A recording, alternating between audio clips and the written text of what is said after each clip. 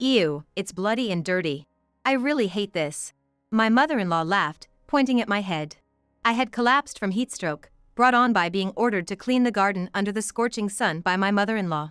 Where I fell was rather unfortunate, and I hit my head hard on a garden stone. There was so much blood coming from my head that it was all over my palm. Thinking about who caused me to collapse just adds to my headache. I've been feeling nauseous the whole time, and even dizzy. In this state, it's not just driving that's out of the question, even walking is impossible. So, I called an ambulance, but my mother-in-law started giggling when she saw my call history. You called an ambulance for this? Young people are such a hassle. I wonder if they know that real emergencies are being overlooked because of idiots who call ambulances for stupid things. You should have gone on your own. Saying this, my mother-in-law dragged me by my arm, forced me to stand up, and put me in her car. As angry as I was with my mother-in-law for calling me dirty, it's true that it would be helpful if she could take me to the hospital. I reluctantly thanked her for dragging me, the injured party, around. Thank you very much. It's fine, dear, because you're going to the hospital by yourself. She laughed and turned the steering wheel. But the direction she turned was not towards the hospital. Wait, what's up ahead? My name is Sophia, I'm 28. I work as an office worker from Monday to Friday. When I finished work and was watching TV at home, my cell phone rang. The call was from my friend Emma, who had moved to New York with me. Sophia, are you free after work next Friday? I hang out with Emma about once or twice a month. There's a drinking party, do you want to come? With no particular plans in mind, I quickly agreed to go. That's where I met Lucas, who was 4 years older than me. We both loved traveling, and we hit it off talking about the places we visited, so we exchanged contact information. From that day on, I started talking on the phone and emailing with Lucas every day, and we started hanging out on our days off. I had so much fun spending time with Lucas that no amount of time was enough. We were attracted to each other, and about half a year later, we started dating. After we started dating, we traveled domestically and abroad, and made a lot of memories together. About 2 years into dating, we got married. Right after we got married, Lucas was transferred, and I quit my job and became a housewife. Lucas works for a big company, so he's likely to be transferred in the future as well. We immediately started looking for a new place to live. A few days after the transfer was decided, my mother-in-law called me on my cell phone. Immediately upon answering the phone, I was asked, "Sophia, do you have a moment?" To which I responded, "Hello, mother-in-law, it's been a while. I'm free to chat. My husband has injured his leg. We heard you're moving from New York to our area, and I was wondering if you could consider living with us. I'm having a hard time taking care of my husband by myself. It would be a great relief if you were here." And so, she proposed that we live together. Though my father-in-law insisted he was fine because his injury wasn't too severe, his gentle nature made him a man who wouldn't complain even when in pain. Both my husband Lucas and I became worried about him, and decided to move in together. I had visited my in-laws' home once before for a marriage meeting, and it was so large that it seemed it could serve as an inn. Despite the parents-in-law downplaying it as just a country house, it was obviously more magnificent than most other homes. The abundance of rooms was also a factor in our decision to move in. I'd met my father-in-law several times since dating Lucas, and we'd grown close over shared conversations about our mutual love for sweets. About a month after moving in, my father-in-law's injury was healing well and it seemed he would be fully recovered soon. However, during a light exercise session while organizing the storage, he accidentally dropped a heavy object onto his injured leg, causing a fracture. He was immediately taken to the hospital where it was determined he needed surgery and would need to be hospitalized for about 6 months. After completing the hospital admission procedures and bringing back some clothes, I returned home to find my mother-in-law standing at the entrance. "Mother-in-law, I'm back.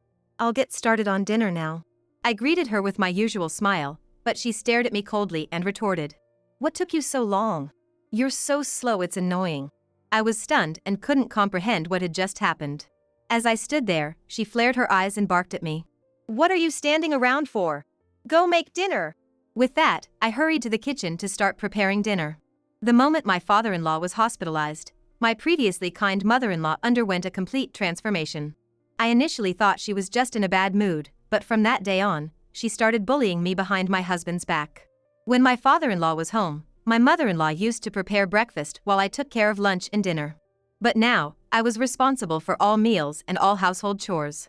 Meanwhile, my mother-in-law stopped doing any chores and spent more time watching TV or sleeping till noon. When she was awake, I would get nagged about how the food was too salty or how my cleaning was sloppy. Since the house was large, cleaning alone took a considerable amount of time. The hardest part was managing the yard and garden. Being in the country, both the yard and garden were quite large and dealing with the weeds was a real struggle. They used to hire professionals for the maintenance, but now I was in charge. If any weed was left untouched, my mother-in-law would scold me. I initially endured it, but realizing that I won't have time for our child once they're born, I confided in Lucas. He took my side and spoke to my mother-in-law. Instead of reflecting on your own shortcomings, you've roped Lucas into your scheme. If you were more efficient with your chores, none of this would be necessary. Do you enjoy making me out to be the villain? Really, what an ungrateful daughter-in-law you are. She retorted, increasing her verbal abuse. No matter what we said, my mother-in-law wouldn't listen, and so we decided to move out. However, we had missed the spring moving season, and there were hardly any apartments available. And the ones that were available were too far from Lucas's workplace, so we decided to move into a new apartment that was nearing completion and would soon be open for applications. From spring, past the rainy season, the season turned to summer. I woke up to the energetic sound of cicadas, and started preparing breakfast for my husband and mother-in-law. After sending off my husband, I was about to return to my room when my mother-in-law blocked my path and threw a sarcastic comment at me, complaining about the breakfast not tasting good or the dishes not being cleaned properly.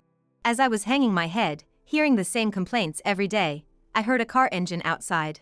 Assuming it was my husband going to work, I was suddenly pushed out the front door by my mother-in-law and I fell on my butt. She then threw a garbage bag at me and said, "Clean the yard and garden today. I won't let you in until you're done." And she laughed as she slammed the door shut and locked it. I knocked frantically on the door, but there was no sign of it opening. I headed for the back door, but it was locked too. A round trip around the house revealed that all windows were locked as well. I was at the front door, seeing my husband off, so I didn't bother to bring my wallet or smartphone with me. Suddenly, I heard my mother-in-law's laughter from behind. "Still standing there? Get a move on and start cleaning.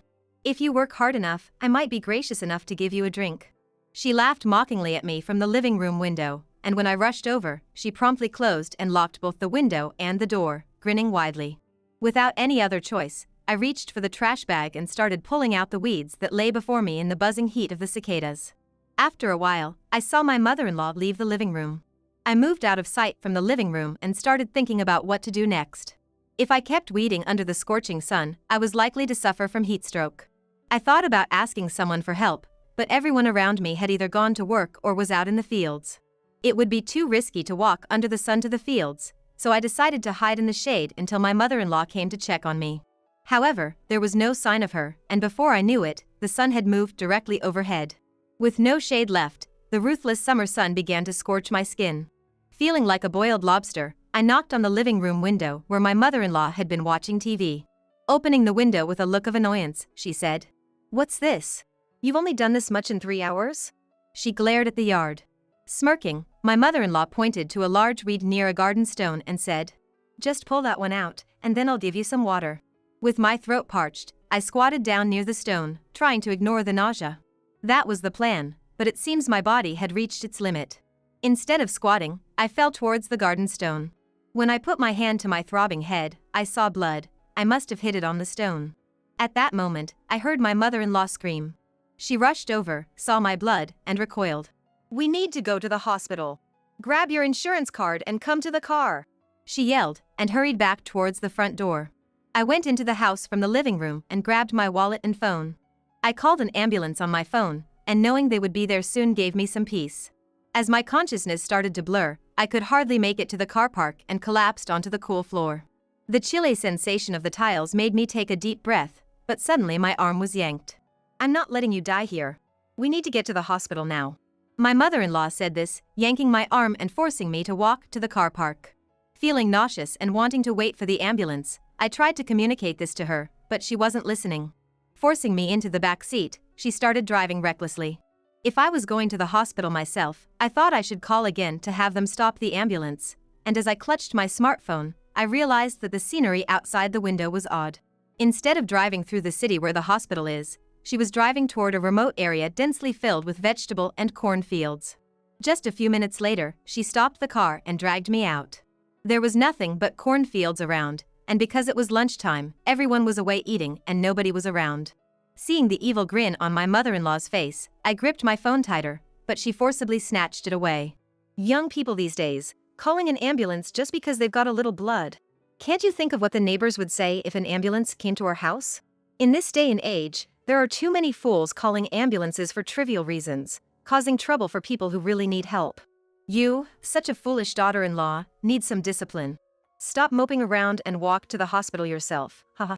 She put the snatched phone into her own pocket and began to drag me, dizzy and weak, toward the cornfields.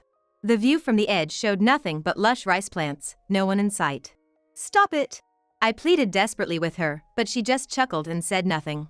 My mother-in-law violently shoved me. Suddenly there was no ground beneath me, and I was bombarded by pain from all directions. Looking down at me moaning, she laughed with satisfaction, then got back in the car without looking back. Wait, please, wait! I screamed as I clutched my throbbing head.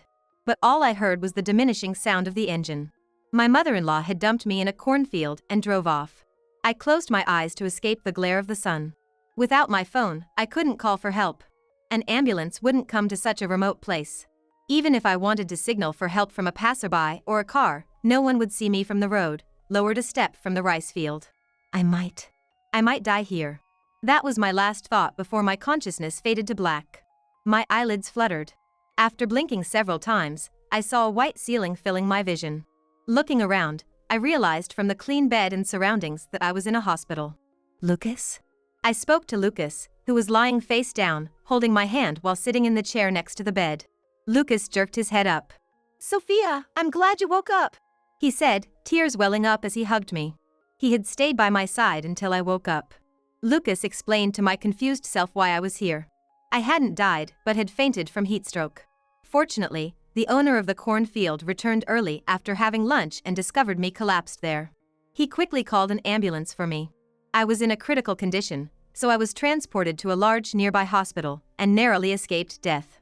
When I heard the name of the hospital, I realized it was where my father-in-law was admitted. He seemed to have come to check on me several times out of concern, so I thought vaguely that I should go and thank him later. Then, I remembered about my mother-in-law. Lucas, about her. Lucas took a deep breath, gripped my hand tightly, and began to speak with a serious face. My mother-in-law returned home with an innocent face and tried to send the arriving ambulance away, pretending she knew nothing. The cautious paramedics suspected she might be the prank caller, and were questioning her when the front door suddenly opened. Mom, what's going on? Why is there an ambulance parked at our house? The one who rushed in was Lucas. Originally, he was off today, but he had to go to work due to an unavoidable task, and came home as scheduled in the afternoon. The paramedic explained that they had received a call about a case of heatstroke with bleeding from the head and came to this house, but since the crucial person who reported wasn't there, they were talking to my mother-in-law. Lucas, taken aback by the serious manner of the explanation, immediately called me from there. Just then, my mother-in-law held Lucas's arm, breaking into a cold sweat, and laughed. I remembered, shopping. Sophia said she was going to do the lunch shopping. That's why she'll be back soon, right? Not only Lucas was suspicious of her behavior. Sir, please call your wife. Didn't you hear? She'll be back soon. As soon as the paramedic said this, my mother-in-law lunged at the man from the ambulance crew. Meanwhile, Lucas dialed my cell phone. The ringtone of my cell phone could be heard from my mother-in-law. Oh, this is my ringtone? I asked Sophia and set the same sound. It's such a coincidence that I got a call at this timing. Mom, show me your cell phone. Lucas confronted my mother-in-law who was rambling on in a fast pace. Lucas, exasperated by the feigning ignorance of my mother-in-law, forcibly put his hand into her pocket. And, glaring when my cell phone came out of her pocket. My mother-in-law, who let out a small scream, ran upstairs as if escaping from Lucas. He chased her immediately, and she seemed to have slipped just before reaching the top of the stairs. She fell down the stairs, and her legs were obviously twisted in a way they shouldn't be. In the end, my mother-in-law was sobbing from the pain in her leg and had no time to talk about me. The paramedics said they would contact the police and search, and Lucas agreed readily. For now, they couldn't leave my mother-in-law as she was, so they had to take her to the hospital in the car. And at the hospital they arrived at, Lucas said he had found me by chance being brought in. If I hadn't been at the hospital, they were planning to call me after you woke up and heard what happened. But I'm glad I found you, even if it was a coincidence. Lucas left my mother-in-law to the doctor and was with me all the time. Sophia, I'm sorry. I never thought my mom would go this far. She's not a violent person, even if she's sarcastic. I'm really sorry for putting you in danger. I'm glad you're alive. Saying this, Lucas apologized to me, shedding big tears. Fortunately, my head wound was not serious, and the bleeding seemed to have stopped by the time I was brought to the hospital. Rather, the heat stroke caused more damage, and I still had an 4 in my arm. But it's almost over, and as long as I don't feel dizzy afterwards, I can go home. When I think about going back to that house, I feel depressed. Then I suddenly wondered what had happened to my mother-in-law since she came to the hospital. Lucas, you didn't do anything wrong. But I can't live together anymore. So, what happened to her? I asked while stroking Lucas's crying back. Lucas said a little awkwardly. Actually, she's in the next room.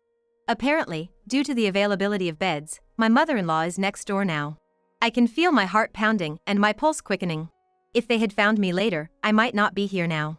Thinking about it made my body shake with fear and anger. Mom broke both her legs and will have to be hospitalized for a while. I guess it's karma, Lucas said with a stern look. I couldn't just back down quietly and said, Lucas, I'm going to see my mother-in-law now. And got out of the bed.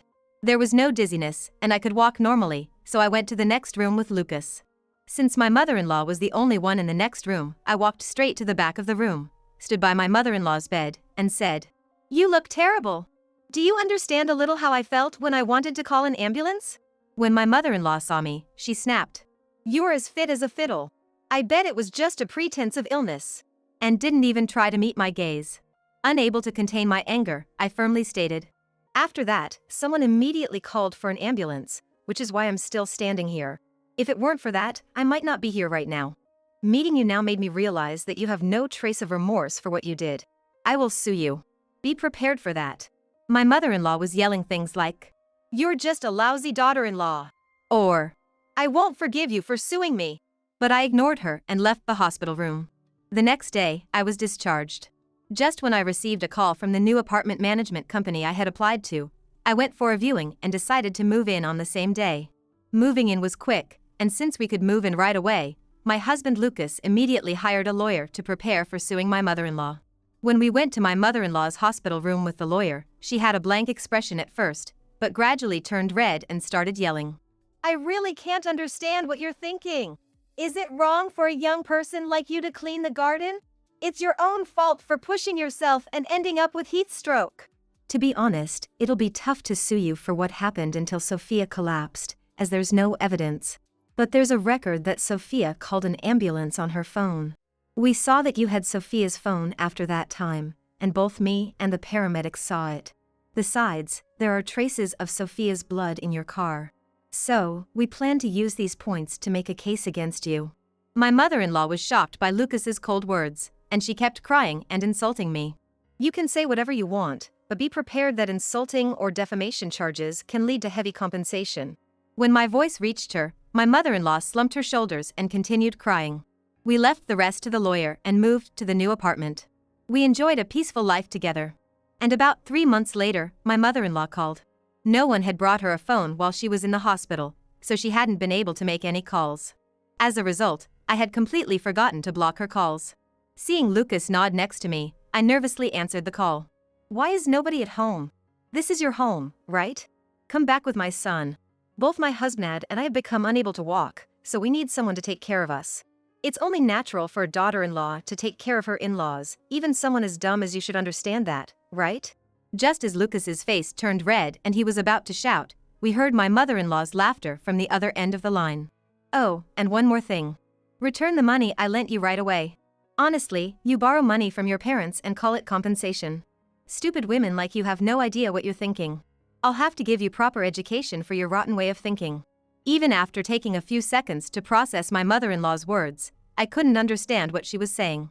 Listening to my mother-in-law's continued words, it seems she thinks the compensation she paid me was the money she lent me. I was at a loss for what to do, and Lucas clenched his phone tightly. The one with a rotten mind and way of thinking is you, Mom. We won't have anything to do with you from now on. Don't ever come back or try to meet us again. Look up the meaning of compensation in the dictionary. Stay away from us for good. Following Lucas's loud shouting, I shouted just as loudly. Then, we hung up the phone and quickly blocked her calls. Lucas even deleted my mother-in-law's contact information. Even though we had treated it as a settlement after receiving the compensation, I decided to consult the police about my mother-in-law's situation again. It turned out she was already being sued by the owner of the cornfield, due to my fall in the cornfield leading to a loss of harvest. Moreover, when I fell, I collided with the water pump in the field, causing it to malfunction, making it impossible to add or drain water. As a result, the condition of the corn deteriorated rapidly, and the owner was furious. Since my mother-in-law had paid me the compensation, she had very little savings left, and her situation became dire. And I finally understood why my mother-in-law wanted money back, but it was no longer my concern. I brought a gift basket and apologized to the owner of the cornfield for my fall, but he kindly laughed and said that it was the person who pushed me who was at fault. In the end, my mother-in-law took on debt to pay the settlement to the owner of the cornfield and is now working desperately to repay it. Actually, my mother-in-law had been asked for a divorce by my father-in-law and was driven out of their house. In her eyes, I was still the thief who stole her beloved son. And she couldn't stand it when she realized I had a good relationship with my father-in-law. That's why she planned to dominate me while my father-in-law was in the hospital to establish her position. However, it backfired, and she ended up almost killing me. My father-in-law left behind some inheritance after dividing the property and sold the house before moving away. My mother-in-law lost her home and has been living in a pitiful state every day. She is still searching for my father-in-law, but she won't find him, because he now lives with us. My father-in-law is with us until he gets a new house after selling the previous one. Of course, we haven't informed my mother-in-law about it. My father-in-law was safely discharged from the hospital, and now his condition has improved to the point where he can go for daily walks as part of his physical therapy.